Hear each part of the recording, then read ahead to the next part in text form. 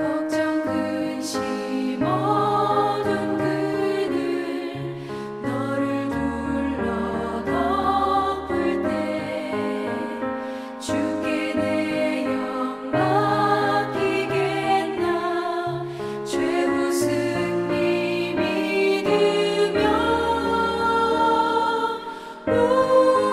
우리의 심령 주의 것이니 주님의 형상 만드소서 주 인도 따라 살아갈 동안 사랑과 충성 늘 바치오리다. 이런 일 다 할 수 있나 주가 물어보실 때 용감한 자 바울처럼 선뜻 대답하리라.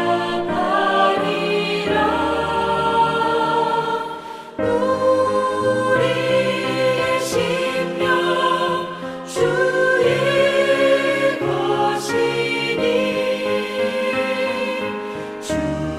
주님의 형상 만드소서 주 인도 따라 살아갈 동안 사랑과 충성 늘 바치오리다.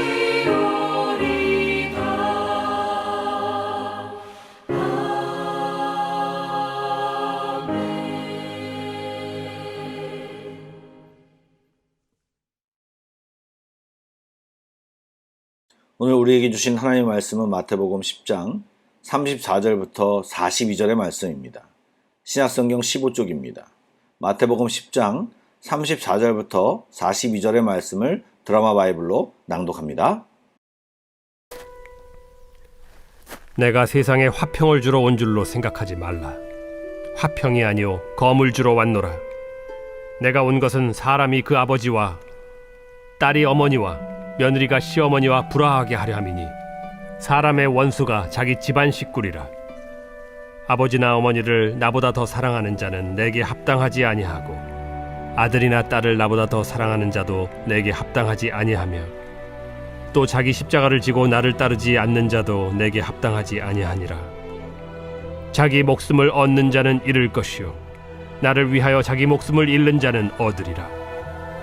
너희를 영접하는 자는 나를 영접하는 것이요 나를 영접하는 자는 나를 보내신 이를 영접하는 것이니라. 선지자의 이름으로 선지자를 영접하는 자는 선지자의 상을 받을 것이요 의인의 이름으로 의인을 영접하는 자는 의인의 상을 받을 것이요 또 누구든지 제자의 이름으로 이 작은 자 중 하나에게 냉수 한 그릇이라도 주는 자는 내가 진실로 너희에게 이르노니 그 사람이 결단코 상을 잃지 아니하리라.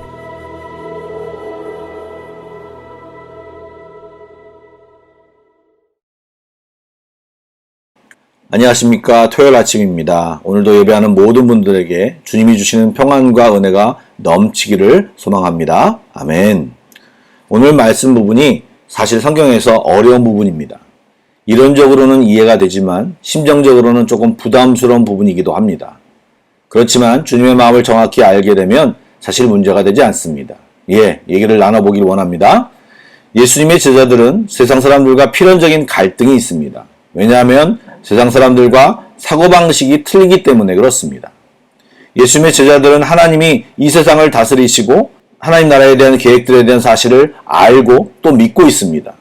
그러나 세상 사람들은 그것을 믿고 있지 않기 때문에 그 사이에서 나오는 갈등 구조가 있게 마련이고 그것을 피하는 방법은 없습니다. 그래서 그러한 차이에서 나오는 갈등과 고난의 삶을 성경은 십자가를 지고 나를 따르는 삶이라고 표현하고 있습니다.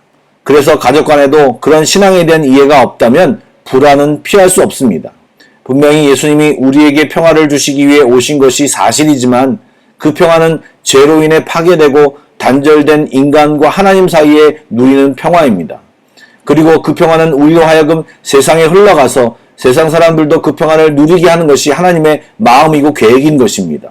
그런데 세상 사람들은 아직 하나님과 단절되어 있기에 그 문제가 해결된 그리스도인들과 일반 사람들 간의 갈등은 구조상 당연한 결과인 것입니다. 우리는 이런 갈등 구조를 피하고 싶어 합니다.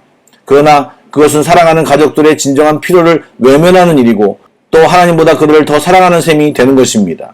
우리는 그 갈등을 떠나 그들에게 정말 필요한 것이 무엇인지를 알아야 합니다. 우리가 만약 집에 화재가 나서 전소되었다고 생각해 보시죠.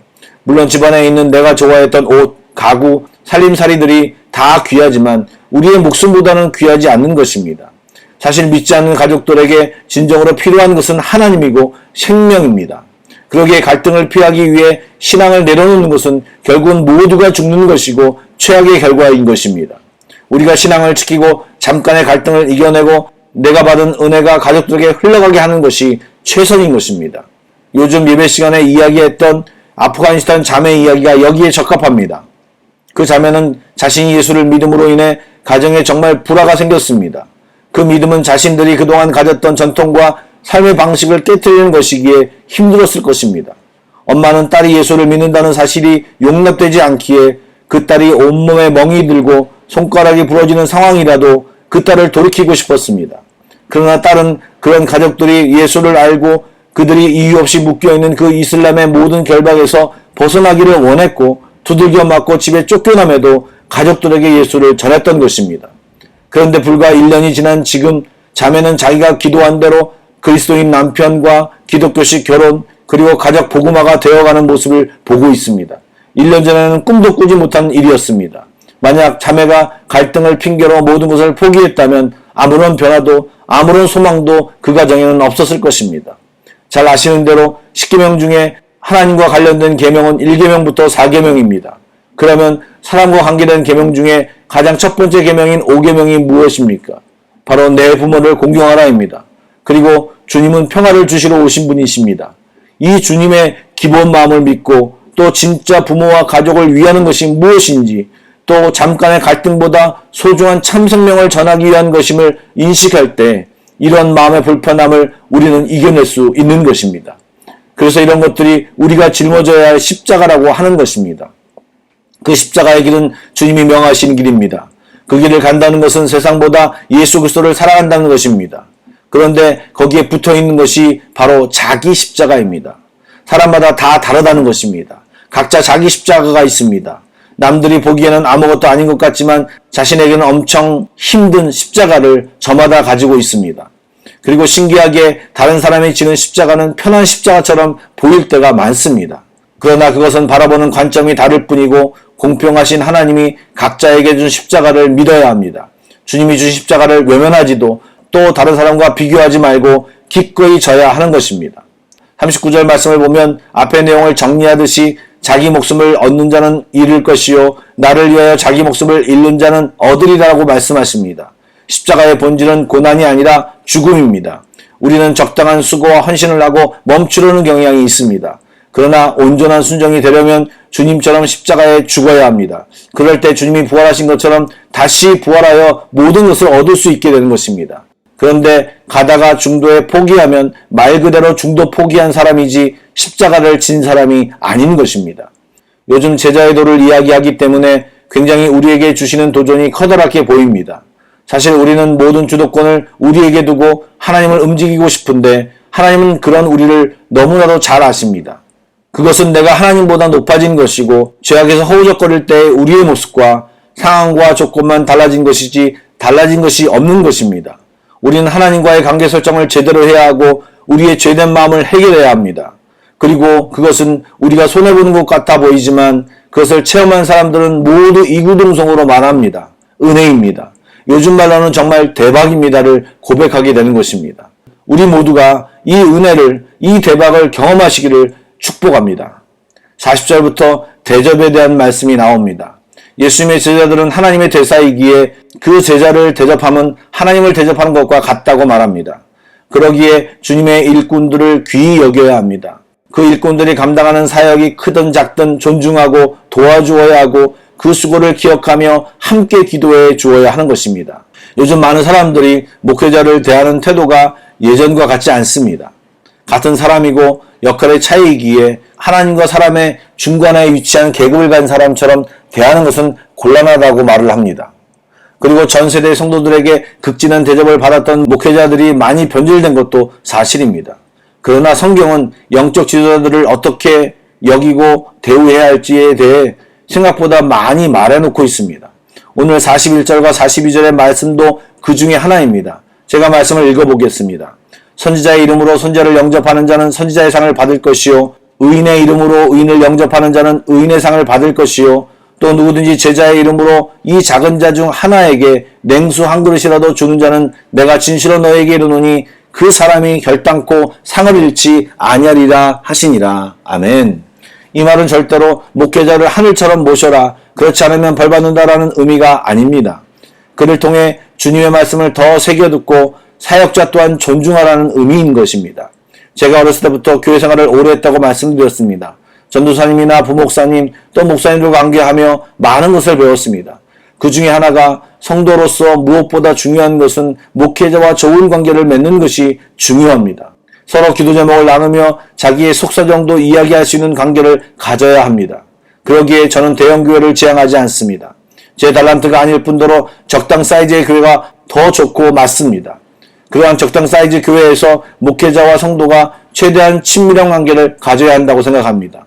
간혹 불편해질 수도 있겠지요. 그런데 여러분, 여러분의 부모님들과 형제들 간에도 싸우기도 하고 관계가 소원해지기도 하지 않습니까? 불편해지면 빨리 해결하고 다시 회복하는 것이 하나님이 원하시는 것입니다. 교회를 옮기고 서로 헐뜯고 누가 맞는지 따지고 세력을 만들어 뭔가를 하는 것은 하나님의 방법이 아닙니다. 그리고 그것이 어쩌면 이러한 역할을 맡은 목회자나 영적 지도자가 갖는 특혜라고 생각할 수 있지만 그것은 또한 저희들에게 주어진 무거운 책임감이기도 합니다. 그래서 변질되지 않고 더 겸손히 묵묵히 일을 감당하도록 목회자들을 위해 기도해 줘야 하는 것입니다. 성도가 목회자를 위해, 목회자가 성도를 위해, 성도가 성도를 위해 기도하고 아껴주고 사랑하는 것, 그것이 교회입니다. 사랑하는 성도 여러분, 아직 많이 부족한 한마음교회이고 고목사이지만 우리가 함께 만들어가야 할 공동체입니다. 함께 노력하고 애써주시기를 부탁드립니다. 그 과정 속에서 우리는 또 우리 교회는 성장해 나갈 것입니다. 아멘. 기도하겠습니다. 하나님, 우리 안에 믿음 때문에 겪는 갈등이 있는 분이 있습니까? 혹시 그 일로 애쓰다가 힘들어 주저앉고 순종하지 못한 분들이 있습니까? 하나님이 위로하여 주시고 특별한 주님의 힘을 이 시간 공급하여 주옵소서. 뱀같이 지혜롭고 비둘기처럼 순결한 방법을 찾게 하여 주시고 하나님의 부으실 은혜를 기대하며 인내하게 하여 주옵소서. 그래서 우리 가정이 정말 복받은 가정, 복덩어리가 되게 하여 주옵소서. 몸된 교회에 충성하게 하여 주옵소서. 서로 지체들을 사랑하고 우리에게 맡겨주신 사명이 무엇인지를 보게 하여 주옵소서. 목회자가 성도를, 성도가 목회자를, 성도들이 다른 성도들을 품고 사랑하게 하여 주옵소서. 그래서 멋진 한마음교회, 하나님이 이 말세에 기뻐 사용하시는 교회가 되게 하여 주옵소서. 그렇게 하실 주님을 기대하며 예수님의 이름으로 기도드리옵나이다. 아멘. 계속해서 찬양하고 묵상하시고 합심기도와 개인기도로 나아가겠습니다.